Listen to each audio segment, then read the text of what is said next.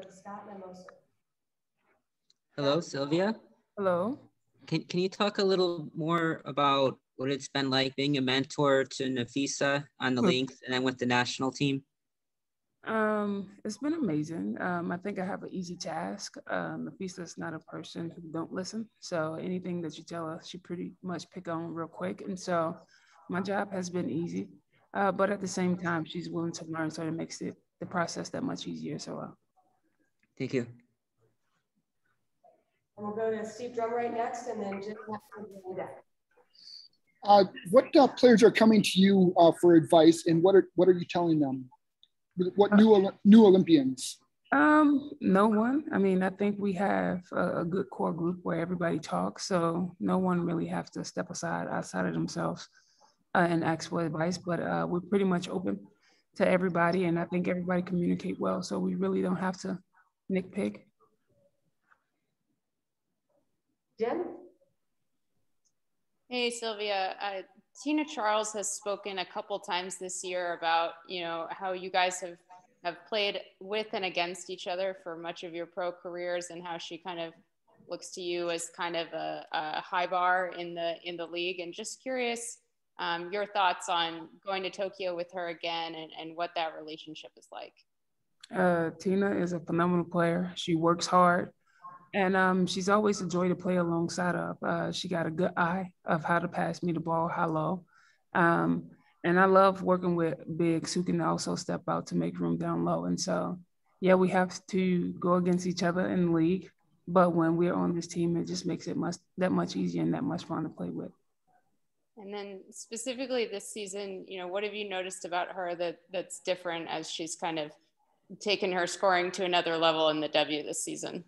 Just her consistency of wanting to be great is something that you noticed this year. Thank you. Zora, you're next, and then LaChina, you're on deck. Hi, Sylvia. Zora Stevenson with NBC Sports, so I'll be over there with you all. I've got two questions for you. One, what's the genesis of the nickname Mama Syl? Like, how long has that been here? And who came up with it? This name been surfacing for a while in Minnesota, and it came from the younger players in the bubble last year from Minnesota. Me just being myself, making them pick up their laundry after the games, making sure they set everything up for the managers right, and me basically just telling them the ins and outs of do's and don'ts of what we expect them to be like and how to act and all that. So that's how the name come about, Mama Syl. Are you okay with the nickname? Do you like it? I mean, it is. It is what it is. Got it. And then second question for you is your mortuary science degree. Is it done? What's the status? And will you be studying in Tokyo? I will be studying in Tokyo a little bit, but not much. And right now I'm just waiting to take national boards. Thanks. LaChina, and then we're going to Christy Winters. Scott. Phil, sounds like the youngsters in Minnesota may be giving you a couple of gray hairs. That's what it sounds like. Not so much, not so much.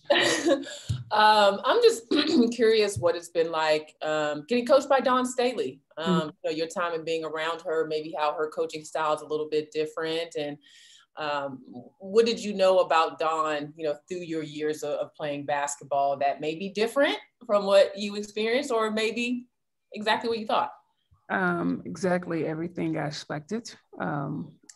Being assistant coach in the previous years with Team USA, she's very outspoken, she's very direct, and she's no different as head coach. She expects you to be great every time you step on the floor, and she pushes you too. So it'd be sometimes she pushes your buttons that make you go out there and want to play harder. And everything that I expected to be as a head coach is what she is. Thank you. Sylvia, Coach Staley was talking about how it was a really good practice today, and obviously we can't see it. So what was it about practice today that made it so productive for everyone? Just the energy, everybody trying to communicate to make sure we get on the same page. And I think we did a better job at defense today as well. Thank you. And next we've got Teresa Walker.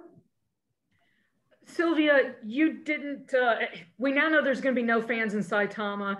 Does it bring back bad memories of the bubble? And what do you plan to do to try to have some enjoyment at these games, since you're not going to be able to go to other venues and see anything else, essentially? Make the best of it and try to get to know my teammates a tad bit more. I won't say it bring back bad memories, but the bubble definitely prepared us for this trip. And so I think we'll be adjusted very well going to Japan without any fans. We go next to John Davis with W Insider and close it out with Christopher Heidel. Good evening. How you doing? Hey, how are you? I'm doing well, doing well.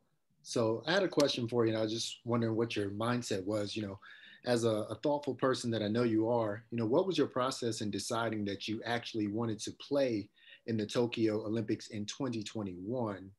And did that decision ever waver in your mind?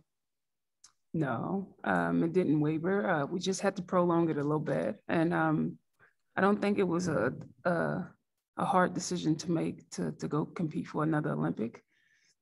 So the process just was making sure you stay healthy, make sure you get through this first part of the WNBA season and get ready for these 2021 Olympics. Thank you, and we'll close out our media session today with Sylvia with Christopher Heidel. Hi, Sylvia. Thanks very much for taking my question. I was just looking, you went to LSU for college basketball. What do you think about the new coach going to be down there? And do you think that's going to be great for the program? Most definitely. Everybody excited to have Kim Mulkey back at home. I think she's going to do a phenomenal job with the girls, and I'm looking forward to seeing how she changed the program around. And follow up, tomorrow night you play another game, another exhibition. What do you have to work on? During that game tomorrow to get ready for the Tokyo Games? Just making sure we're all on the same page collectively as a team, being consistent, and just playing basketball the way we know how to play and not overthinking things. Thank you so much. Thank you.